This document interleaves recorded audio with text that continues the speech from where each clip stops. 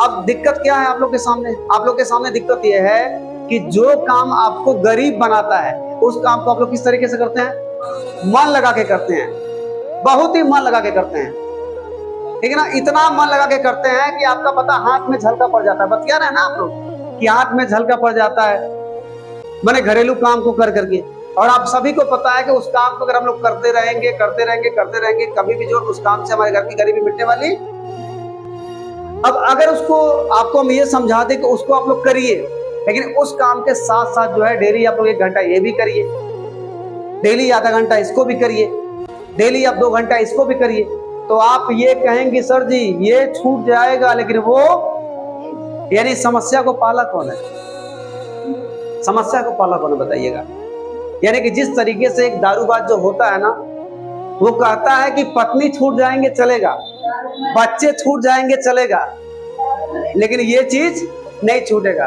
तो same to same हम लोग भी तो वही हो चुके हैं। आप कहेंगे सर जी हमारे घर में दिक्कत है, आप कहेंगे सर जी हमारे घर में परेशानी है, आप कहेंगे सर जी हमारे घर में पता नहीं इतनी लाचारी है कि खाने के लिए भी हमारे पास उतना पैसा नहीं है, जीवन को चलाने के लिए भी उतना पैसा हमारे पास नहीं है, हमको अपने बच्चों को पढ़ाने के लिए मेरे पास उतना पैसा नहीं है। लेकिन आप लेके क्या चल रही हैं?